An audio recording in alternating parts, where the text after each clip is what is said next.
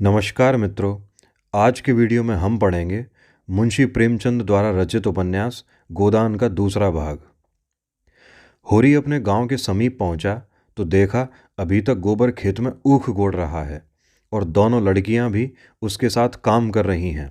लू चल रही थी, बगुले उठ रहे थे, भूतल धधक रहा था, जैसे प्रकृति ने वायु में आग घोल दिया हो। यह सब अभी तक खेत में क्यों है? क्या काम के पीछे सब जान देने पर तुले हुए हैं? वह खेत की ओर चला और दूर ही से चिल्लाकर बोला, आता क्यों नहीं गोबर? क्या काम ही करता रहेगा? दोपहर ढल गया, कुछ सूझता है कि नहीं? उसे देखते ही तीनों ने कुदालें उठा लीं और उसके साथ हो लिए। गोबर सांवला, लंबा, इकहरा युवक था, जिसे इस काम से रुचि न मालूम होती थी। प्रसन्नता की जगह मुख पर असंतोष और विद्रोह था। वह इसलिए काम में लगा हुआ था कि वह दिखाना चाहता था उसे खाने पीने की कोई फिक्र नहीं है। बड़ी लड़की सोना लज्जाशील कुमारी थी, सांवली, सुडौल, प्रसन्न और चपल। गाढ़े की लाल साड़ी, जिसे वह घुटनों से मोड़कर कमर में बांधे हुए थी, उसके हल्के शरीर पर कुछ लदी हुई सी थी और उसे प्रौढ़ता की गरिमा दे रही थी। छोटी रूपा 5-6 साल की छोकरी थी, मैली, सिर पर बालों का एक घोंसला सा बना हुआ, एक लंगोटी कमर में बांधे, बहुत ही ढीठ और रोनी। रूपा ने होरी की टांगों में लिपट कर कहा, काका देखो, मैंने एक ढेला भी नहीं छोड़ा। बहन कहती है जा पेड़ तले बैठ। ढेले न तोड़े जाएंगे काका तो मिट्टी कैसे बराबर होगी? होरी ने उसे गोद में उठाकर प्यार करते हुए कहा, तूने बहुत अच्छा किया बेटी, चल घर चलें। कुछ देर अपने विद्रोह को दबाए रहने के बाद गोबर बोला, यह तुम रोज रोज मालिकों की खुशामद करने क्यों जाते हो? बाकी न चुके तो प्यादा आकर गालियां सुनाता है, बेगार देनी ही पड़ती है। नज़र नजराना सब तो हमसे भराया जाता है, फिर किसी की क्यों सलामी करो? इस समय यही भाव होरी के मन में भी आ रहे थे, लेकिन लड़के के इस विद्रोह भाव को दबाना जरूरी था। बोला, सलामी करने न जाएं तो रहें कहाँ? भगवान ने जब गुलाम बना दिया है तो अपना क्या बस है? यह इसी सलामी की बरकत है कि द्वार पर मड़ैया डाल ली और किसी ने कुछ नहीं कहा। घूरे ने द्वार पर खूंटा गाड़ा था, जिस पर कारिंदों ने 2 रुपए डांड ले लिए थे। तलैया से कितनी मिट्टी हमने खोदी, कारिंदा ने कुछ नहीं कहा। दूसरा खोदे तो नज़र देनी पड़े। अपने मतलब के लिए सलामी करने जाता हूँ, पाँव में सनीचर नहीं है और न सलामी करने में कोई बड़ा सुख मिलता है। घंटों खड़े रहो तब जाके मालिक को खबर होती है। कभी बाहर निकलते हैं, कभी कहला देते हैं कि फुर्सत नहीं है। गोबर ने कटाक्ष किया, बड़े आदमियों की हाँ में हाँ मिलाने में कुछ न कुछ आनंद तो मिलता ही है, नहीं लोग मेम्बरी के लिए क्यों खड़े हों? जब सिर पर पड़ेगी तब मालूम होगा बेटा, अभी जो चाहे कह लो। पहले मैं भी यही सब बातें सोचा करता था, पर अब मालूम हुआ कि हमारी गर्दन दूसरों के पैरों के नीचे दबी हुई है, अकड़कर निबाह नहीं हो सकता। पिता पर अपना क्रोध उतारकर गोबर कुछ शांत हो गया और चुपचाप चलने लगा। सोना ने देखा रूपा बाप की गोद में चढ़ी बैठी है तो ईर्ष्या हुई। उसे डांट कर बोली, अब गोद से उतरकर पाँव पाँव क्यों नहीं चलती? क्या पाँव टूट गए हैं? रूपा ने बाप की गर्दन में हाथ डालकर ढिठाई से कहा, न उतरेंगे जाओ। काका, बहन हमको रोज चिढ़ाती है कि तू रूपा है, मैं सोना हूँ, मेरा नाम कुछ और रख दो। होरी ने सोना को बनावटी रोष से देखकर कहा, तू इसे क्यों चढ़ाती है सोनिया? सोना तो देखने को है, निभाव तो रूपा से होता है। रूपा न हो तो रुपए कहाँ से बने बता? सोना ने अपने पक्ष का समर्थन किया। सोना न हो तो मोहन कैसे बने? नथुनिया कहाँ से आए? कंठा कैसे बने? गोबर भी इस विनोदमय विवाद में शरीक हो गया। रूपा से बोला, तू कह दे कि सोना तो सूखी पत्ती की तरह पीला होता है, रूपा तो उजला होता है जैसे सूरज।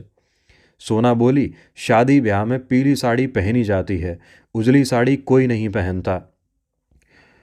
रूपा इस दलील से परास्त हो गई। गोबर और होरी की कोई दलील इसके सामने न ठहर सकी। उसने क्षुब्ध आंखों से होरी को देखा। ये लोग घर पहुंचे तो धनिया द्वार पर खड़ी इनकी बाट जोह रही थी। रुष्ट होकर बोली, आज इतनी देर क्यों की गोबर? काम के पीछे कोई परान थोड़े ही दे देता है। फिर पति से गर्म होकर कहा, तुम भी वहां से कमाई करके लौटे तो खेत में पहुंच गए। खेत कहीं भागा जाता था? द्वार पर कुआं था। होरी और गोबर ने एक एक कलसा पानी सिर पर उंडेला, रूपा को नहलाया और भोजन करने गए। जौ की रोटियां थीं, पर गेहूं जैसी सफ़ेद और चिकनी। अरहर की दाल थी जिसमें कच्चे आम पड़े हुए थे। रूपा बाप की थाली में खाने बैठी। सोना ने उसे ईर्ष्या भरी आंखों से देखा, मानो कह रही थी, वारे दुलार। धनिया ने पूछा, मालिक से क्या बातचीत हुई? होरी ने लोटा भर पानी चढ़ाते हुए कहा, यही तहसील वसूल की बात थी, और क्या। हम लोग समझते हैं बड़े आदमी बहुत सुखी होंगे, लेकिन सच पूछो तो वह हमसे भी ज़्यादा दुखी हैं। हमें अपने पेट ही की चिंता है, उन्हें हजारों चिंताएं घेरे रहती हैं। राय साहब ने और क्या क्या कहा था वह कुछ होरी को याद न था। उस सारे कथन का खुलासा मात्र उसके स्मरण में चिपका हुआ रह गया था। गोबर ने व्यंग्य किया, तो फिर अपना इलाका हमें क्यों नहीं दे देते? हम अपने खेत बैल हल कुदाल सब उन्हें देने को तैयार हैं, करेंगे बदला। यह सब धूर्तता है, निरी मोट मर्दी। जिसे दुख होता है वह दर्जनों मोटरें नहीं रखता, महलों में नहीं रहता, हलवा पूरी नहीं खाता और न नाच रंग में लिप्त रहता है। मजे से राज का सुख भोग रहे हैं, उस पर दुखी हैं। होरी ने झुंझलाकर कहा, अब तुमसे बहस कौन करे भाई? जायदाद किसी से छोड़ी जाती है कि वही छोड़ देंगे? हम ही को खेती से क्या मिलता है? एक आने नफरी की मजूरी भी तो नहीं पड़ती। जो 10 रुपए महीने का भी नौकर है वह भी हमसे अच्छा खाता पहनता है, लेकिन खेतों को छोड़ा तो नहीं जाता। खेती छोड़ दें तो और करें क्या? नौकरी कहीं मिलती है, फिर मर्जाद भी तो पालना ही पड़ता है। खेती में जो मर्जाद है वह नौकरी में तो नहीं। ये जो कथन अंडरलाइन किए जा रहे हैं ये इम्पोर्टेंट हो जाते हैं, ये परीक्षाओं की दृष्टि से महत्वपूर्ण है। इनको याद रखना चाहिए कि ये किस पात्र के द्वारा कहे गए हैं। इसी तरह जमींदारों का हाल भी समझ लो। उनकी जान को भी तो सैकड़ों रोग लगे हुए हैं। हाकिमों को रसद पहुंचाओ, उनकी सलामी करो, अमलों को खुश करो, तारीख पर मालगुजारी न चुका दें तो हवालात हो जाए, कुड़की आ जाए। हमें तो कोई हवालात नहीं ले जाता, 2-4 गालियां घुड़कियां ही तो मिलकर रह जाती हैं। गोबर ने प्रतिवाद किया, यह सब कहने की बातें हैं। हम लोग दाने दाने को मोहताज हैं। देह पर साबित कपड़े नहीं हैं, चोटी का पसीना एड़ी तक आता है, तब भी गुजर नहीं होता। उन्हें क्या, मजे से गद्दी मसनद लगाए बैठे हैं। सैकड़ों नौकर चाकर हैं, हजारों आदमियों पर हुकूमत है। रुपए न जमा होते हों पर सुख तो सभी तरह का भोगते हैं। धन लेकर आदमी और क्या करता है? तुम्हारी समझ में हम और वह बराबर हैं। भगवान ने तो सबको बराबर ही बनाया है। यह बात नहीं है बेटा, छोटे बड़े भगवान के घर से बनकर आते हैं। संपत्ति बड़ी तपस्या से मिलती है। उन्होंने पूर्व जन्म में जैसे कर्म किए हैं उसका आनंद भोग रहे हैं। हमने कुछ नहीं संचा तो भोगें क्या? यह सब मन को समझाने की बातें हैं। भगवान सबको बराबर बनाते हैं। यहाँ जिसके हाथ में लाठी है वह गरीबों को कुचलकर बड़ा आदमी बन जाता है। यह तुम्हारा भ्रम है। मालिक आज भी 4 घंटे रोज भगवान का भजन करते हैं। किसके बल पर यह भजन भाव और दान धर्म होता है? अपने बल पर नहीं, किसानों के बल पर और मजदूरों के बल पर। यह पाप का धन पचे कैसे, इसीलिए दान धर्म करना पड़ता है। भगवान का भजन भी इसीलिए होता है। भूखे नंगे रहकर भगवान का भजन करें तो हम भी देखें। हमें कोई दोनों जून खाने को दे तो हम 8 पहर भगवान का जाप ही करते रहें। एक दिन खेत में ऊख गोड़ना पड़े तो सारी भक्ति भूल जाए। होरी ने हार कर कहा, अब तुम्हारे मुंह कौन लगे भाई, तुम तो भगवान की लीला में भी टांग अड़ाते हो। तीसरे पहर गोबर कुदाल लेकर चला तो होरी ने कहा, जरा ठहर जाओ, हम भी चलते हैं। तब तक थोड़ा सा भूसा निकाल कर रख दो। मैंने भोला को देने की कहा है, बेचारा आजकल बहुत तंग है। गोबर ने अवज्ञा भरी आंखों से देखकर कहा, हमारे पास बेचने को भूसा नहीं है। बेचता नहीं हूं भाई, यूं ही दे रहा हूं। वह संकट में है, उसकी मदद तो करनी ही पड़ेगी। हमें तो उन्होंने कभी ये गाय नहीं दे दी। दे तो रहा था पर हमने ली ही नहीं। धनिया मटक कर बोली, गाय नहीं वह दे रहा था, इन्हें गाय दे देगा? आंख में अंजन लगाने को कभी चिल्लू भर दूध तो भेजा नहीं, गाय देगा? होरी ने कसम खाई, नहीं जवानी कसम, अपनी पछाई गाय दे रहे थे। हाथ तंग है, भूसा चारा नहीं रख सके, अब एक गाय बेचकर भूसा लेना चाहते हैं। मैंने सोचा संकट में पड़े आदमी की गाय क्या लूँगा, थोड़ा सा भूसा दिए देता हूँ, कुछ रुपए हाथ आ जाएंगे तो गाय ले लूँगा। थोड़ा थोड़ा करके चुका दूंगा। 80 रुपए की है, मगर ऐसी कि आदमी देखता रहे। गोबर ने आड़े हाथों लिया, तुम्हारा यही धर्मात्मापन तो तुम्हारी दुर्गत कर रहा है। साफ साफ तो बात है, 80 रुपए की गाय है, हमसे 20 रुपए का भूसा ले लें और गाय हमें दे दें। 60 रुपए रह जाएंगे, वह हम धीरे धीरे दे देंगे। होरी रहस्यमय ढंग से मुस्कुराया। मैंने ऐसी चाल सोची है कि गाय सेंत मैंत में हाथ आ जाए। कहीं भोला की सगाई ठीक करनी है, बस 2-4 मन भूसा तो खाली अपना रंग जमाने को दे देता हूँ। गोबर ने तिरस्कार किया। तो तुम अब सबकी सगाई ठीक करते फिरोगे? धनिया ने तीखी आंखों से देखा। अब यही एक उद्यम तो रह गया है। न देना है हमें भूसा किसी को। यहां भोली भाला किसी का कर्ज नहीं खाया है। होरी ने अपनी सफाई दी। अगर मेरे जतन से किसी का घर बस जाए तो इसमें कौन सी बुराई है? गोबर ने चिलम उठाई और आग लेने चला गया। उसे यह झमेला बिल्कुल नहीं भाता था। धनिया ने सिर हिलाकर कहा, जो उनका घर बसाएगा वह 80 रुपए की गाय लेकर चुप न होगा, एक थैली गिनवाएगा। होरी ने पुचारा दिया, यह मैं जानता हूं, लेकिन उनकी भलमनसी को भी तो देखो। मुझसे जब मिलता है तेरा बखान ही करता है। ऐसी लक्ष्मी है, ऐसी सलीकेदार है। धनिया के मुख पर स्निग्धता झलक पड़ी। मन भाए मुड़िया हिलाए वाले भाव से बोली, मैं उनके बखान की भूखी नहीं हूं, अपना बखान धरे रहें। होरी ने स्नेह भरी मुस्कान के साथ कहा, मैंने तो कह दिया भैया, वह नाक पर मक्खी भी नहीं बैठने देती, गालियों से बात करती है, लेकिन वह यही कहे जाए कि वह औरत नहीं लक्ष्मी है। बात यह है कि उसकी घरवाली जबान की बड़ी तेज थी। बेचारा उसके डर के मारे भागा भागा फिरता था। कहता था, जिस दिन तुम्हारी घरवाली का मुंह सवेरे देख लेता हूं, उस दिन कुछ न कुछ जरूर हाथ लगता है। मैंने कहा, तुम्हारे हाथ लगता होगा, यहां तो रोज देखते हैं, कभी पैसे से भेंट नहीं होती। तुम्हारे भाग ही खोटे हैं तो मैं क्या करूं? लगा अपनी घरवाली की बुराई करने। भिखारी को भीख तक नहीं देती थी, झाड़ू लेकर मारने दौड़ती थी। लालचन ऐसी थी कि नमक तक दूसरों के घर से मांग लाती थी। मरने पर किसी की क्या बुराई करूं? मुझे देखकर जल उठती थी। भोला बड़ा गमखोर था कि उसके साथ निबाह कर दिया। दूसरा होता तो जहर खा के मर जाता। मुझसे 10 साल बड़े होंगे भोला, पर राम राम पहले ही करते हैं। तो क्या कहते थे कि जिस दिन तुम्हारी घरवाली का मुंह देख लेता हूं तो क्या होता है? उस दिन भगवान कहीं ना कहीं से कुछ भेज देते हैं। बहुएं भी तो वैसी ही चटोरेन आई हैं। अब की सबों ने 2 रुपए के खरबूजे उधार खा डाले। उधार मिल जाए फिर उन्हें चिंता नहीं होती कि देना पड़ेगा या नहीं। और भोला रोते काहे को हैं? गोबर आकर बोला, भोला दादा आ पहुंचे, मन भूसा है, वह उन्हें दे, फिर उनकी सगाई ढूंढने निकलो। धनिया ने समझाया, आदमी द्वार पर बैठा है, उसके लिए खाट बाट तो डाल नहीं दी, ऊपर से लगे भुन भुनाने। कुछ तो भलमनसी सीखो, कलसा ले जाओ, पानी भरकर रख दो, हाथ मुंह धोएं, कुछ रस पानी पिला दो। मुसीबत में ही आदमी दूसरों के सामने हाथ फैलाता है। होरी बोला, रस वस का काम नहीं है, कौन कोई पाहुने हैं? धनिया बिगड़ी, पाहुने और कैसे होते हैं? रोज रोज तो तुम्हारे द्वार पर नहीं आते, इतनी दूर से धूप घाम में आए हैं, प्यास लगी ही होगी। रुपया देख, डब्बे में तमाकू है कि नहीं? गोबर के मारे काहे को बची होगी? दौड़कर 1 पैसे का तमाकू सहू आयन की दुकान से ले ले। भोला की आज जितनी खातिर हुई और कभी न हुई होगी। गोबर ने खाद डाल दी, सोना रस घोल लाई, रूपा तमाकू भर लाई। धनिया द्वार पर किवाड़ की आड़ में खड़ी अपने कानों से अपना बखान सुनने के लिए अधीर हो रही थी। भोला ने चिलम हाथ में लेकर कहा, अच्छी घरनी घर में आ जाए तो समझ लो लक्ष्मी आ गई। वही जानती है छोटे बड़े का आदर सत्कार कैसे करना चाहिए। धनिया के हृदय में उल्लास का कंपन हो रहा था। चिंता और निराशा और अभाव से आहत आत्मा इन शब्दों में एक कोमल शीतल स्पर्श का अनुभव कर रही थी। होरी जब भोला का खांचा उठाकर भूसा लाने अंदर चला तो धनिया भी पीछे पीछे हो ली।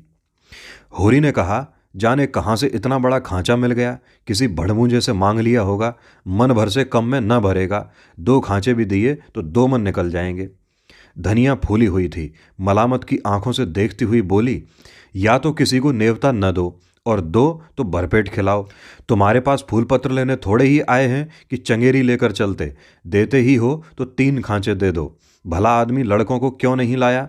अकेले कहाँ तक ढोएगा, जान निकल जाएगी। 3 खांचे तो मेरे दिए ना दिए जाएंगे, तब क्या 1 खांचा देकर टालोगे? गोबर से कह दो अपना खांचा भरकर उनके साथ चला जाए। गोबर ऊख गोड़ने जा रहा है, एक दिन न गोड़ने से ऊख न सूख जाएगी। यह तो उनका काम था कि किसी को अपने साथ ले लेते। भगवान के दिए 2-2 बेटे हैं, न होंगे घर पर, दूध लेकर बाजार गए होंगे। यह तो अच्छी दिल लगी है कि अपना माल भी दो और उसे घर तक पहुंचा भी दो। लाद दे, लदा दे, लादने वाला साथ कर दे। अच्छा भाई, कोई मत जाए, मैं पहुंचा दूंगी। बड़ों की सेवा करने में लाज नहीं है, और 3 खांचे उन्हें दे दूं तो अपने बैल क्या खाएंगे। यह सब तो नेवता देने के पहले ही सोच लेना था। न हो तुम और गोबर दोनों जने चले जाओ। मुरव्वत मुरव्वत की तरह की जाती है, अपना घर उठाकर नहीं दे दिया जाता। अभी जमींदार का प्यादा आ जाए तो अपने सिर पर भूसा लाद कर पहुंचाओगे तुम, तुम्हारा लड़का लड़की सब, और वहां शायद मंदोमन लकड़ी भी फाड़नी पड़े। जमींदार की बात और है। हाँ, वह डंडे के जोर से काम लेता है ना। उसके खेत नहीं जोतते, खेत जोतते हैं तो लगान नहीं देते। अच्छा भाई, जान न खा, हम दोनों चले जाएंगे। कहाँ से कहाँ मैंने इन्हें भूसा देने को कह दिया, या तो चलेगी नहीं, या चलेगी तो दौड़ने लगेगी। तीनों खांचे भूसे से भर दिए गए। गोबर कुढ़ रहा था। उसे अपने बाप के व्यवहारों में जरा भी विश्वास न था। वह समझता था यह जहाँ जाते हैं वहीं कुछ न कुछ घर से खो आते हैं। धनिया प्रसन्न थी। रहा होरी, वह धर्म और स्वार्थ के बीच में डूब उतरा रहा था। होरी और गोबर मिलकर एक खांचा बाहर लाए। भोला ने तुरंत अपने अंगोछे का बीड़ बनाकर सिर पर रखते हुए कहा, मैं इसे रखकर अभी भागा आता हूं, एक खांचा और लूंगा। होरी बोला, एक नहीं, अभी 2 और भरे धरे हैं, और तुम्हें ना आना पड़ेगा। मैं और गोबर एक एक खांचा लेकर तुम्हारे साथ ही चलते हैं। भोला स्तंभित हो गया। होरी उसे अपना भाई, बल्कि उससे भी निकट जान पड़ा। उसे अपने भीतर एक ऐसी तृप्ति का अनुभव हुआ जिसने मानो उसके संपूर्ण जीवन को हरा कर दिया। तीनों भूसा लेकर चले तो राह में बातें होने लगी। भोला ने पूछा, दशहरा आ रहा है, मालिकों के द्वार पर तो बड़ी धूमधाम होगी। हाँ, तंबू शामियाना गड़ गया है।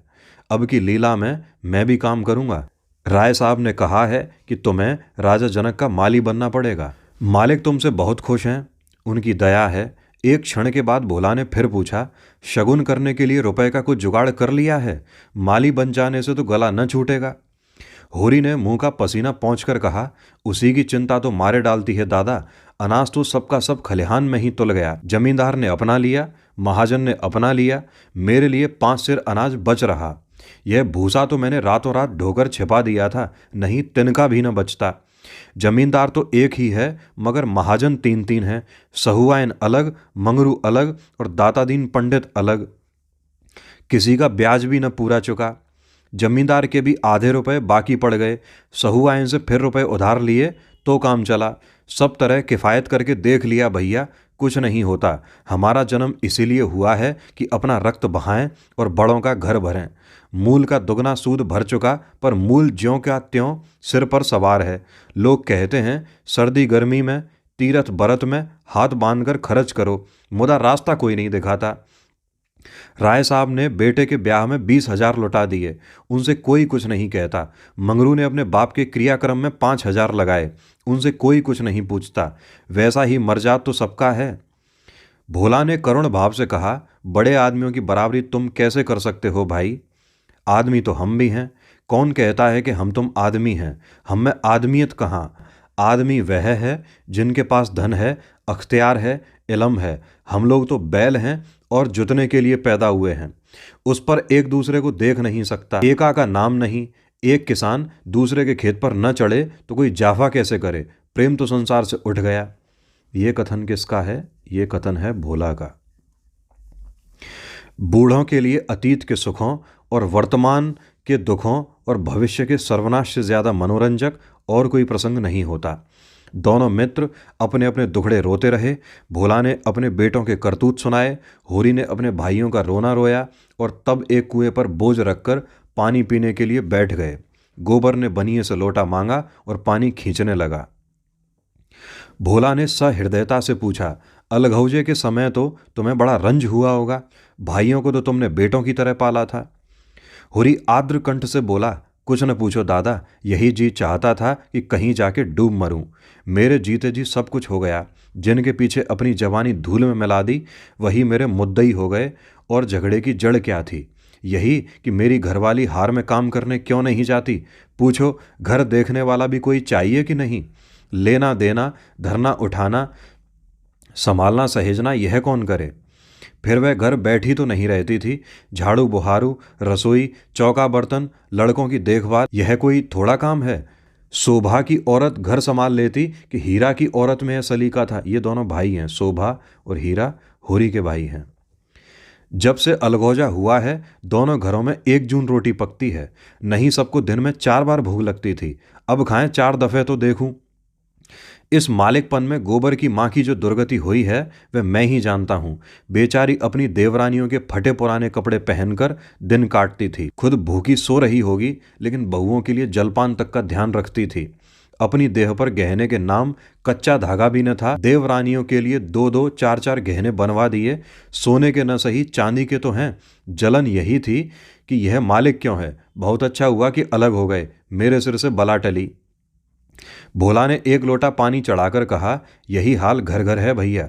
भाइयों की बात ही क्या, यहाँ तो लड़कों से भी नहीं पटती, और पटती इसीलिए नहीं कि मैं किसी की कुचाल देखकर मुंह नहीं बंद कर सकता। तुम जुआ खेलोगे, चरस पियोगे, गांजे के दम लगाओगे, मगर आए किसके घर से? खर्चा करना चाहते हो तो कमाओ, मगर कमाई तो किसी से ना होगी। खर्च दिल खोलकर करेंगे। जेठा कामता सौदा लेकर बाजार जाएगा तो आधे पैसे गायब, पूछो तो कोई जवाब नहीं। छोटा जंगी है, वह संगत के पीछे मतवाला रहता है। सांझ हुई और ढोल मंजीरा लेकर बैठ गए। भोला के 2 बेटे, बड़ा बेटा कामता और छोटा बेटा जंगी। संगत को मैं बुरा नहीं कहता, गाना बजाना ऐब नहीं, लेकिन यह सब काम फुर्सत के हैं। यह नहीं कि घर का तो कोई काम न करो, 8 पहर उसी धुन में पड़े रहो। जाती है मेरे सिर, सानी पानी मैं करूं, गाय भैंस मैं दूहूं, दूध लेकर बाजार मैं जाऊं।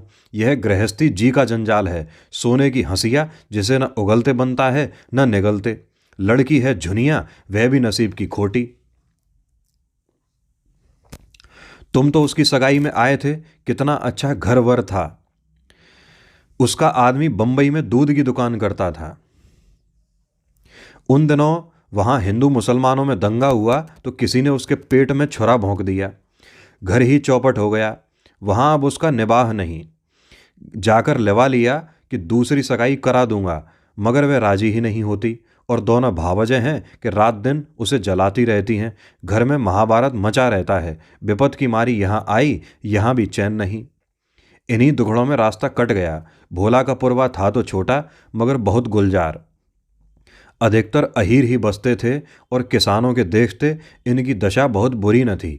भोला गांव का मुखिया था। द्वार पर बड़ी सी चरनी थी जिस पर 10-12 गाय भैंसें खड़ी सानी खा रही थीं। ओसारे में एक बड़ा सा तख्त पड़ा था जो शायद 10 आदमियों से भी न उठता। किसी खूंटी पर ढोलक लटक रही थी, किसी पर मजीरा। एक ताक पर कोई पुस्तक बस्ते में बंधी हुई रखी थी जो शायद रामायण हो।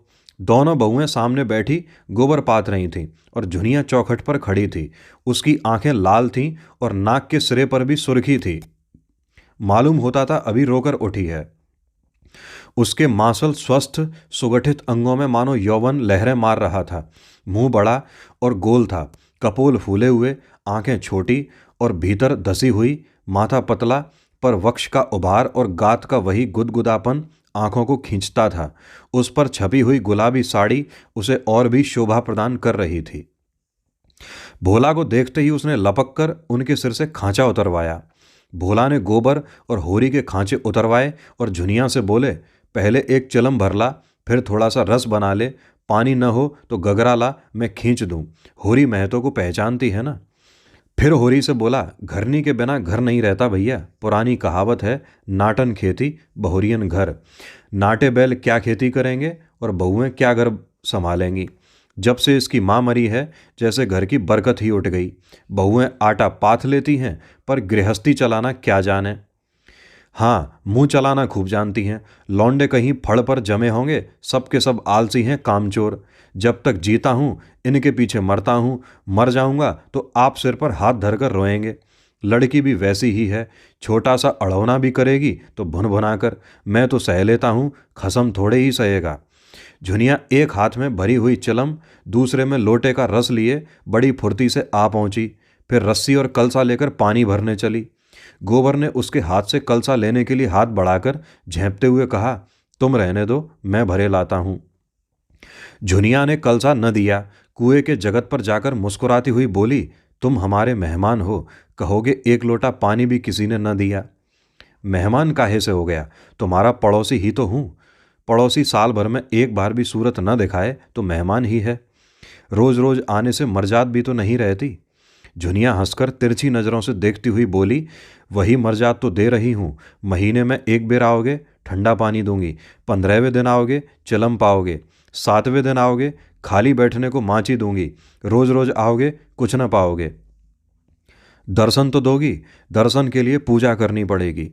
यह कहते कहते जैसे उसे कोई भूली बात याद आ गई, उसका मुंह उदास हो गया। वह विधवा है, उसके नारीत्व के द्वार पर पहले उसका पति रक्षक बना बैठा रहता था। वह निश्चिंत थी, अब उस द्वार पर कोई रक्षक न था, इसलिए वह उस द्वार को सदैव बंद रखती है। कभी कभी घर के सूनेपन से उकताकर वह द्वार खोलती है, पर किसी को आते देखकर भयभीत होकर दोनों पट भिड़ लेती है। गोबर ने कलसा भरकर निकाला। सबों ने रस पिया और एक चिलम तमाकू और पीकर लौटे। भोला ने कहा, कल तुम आकर गाय ले जाना गोबर, इस बखत तो सानी खा रही है। गोबर की आंखें उसी गाय पर लगी हुई थीं और मन ही मन वह मुग्ध हुआ जाता था। गाय इतनी सुंदर और सुडौल है, उसकी उसने कल्पना भी न की थी। होरी ने लोभ को रोककर कहा, मंगवा लूंगा, जल्दी क्या है। तुम्हें जल्दी ना हो, हमें तो जल्दी है। उसे द्वार पर देखकर तुम्हें वह बात याद रहेगी। उसकी मुझे बड़ी फिक्र है दादा। तो कल गोबर को भेज देना। दोनों ने अपने अपने खांचे सिर पर रखे और आगे बढ़े। दोनों इतने प्रसन्न थे मानो ब्याह करके लौटे हों। होरी को तो अपनी चिर संचित अभिलाषा के पूरे होने का हर्ष था और बिना पैसे के। गोबर को इससे भी बहुमूल्य वस्तु मिल गई थी। उसके मन में अभिलाषा जाग उठी थी। अवसर पाकर उसने पीछे की तरफ देखा। झुनिया द्वार पर खड़ी थी, मत्त आशा की भांति अधीर, चंचल।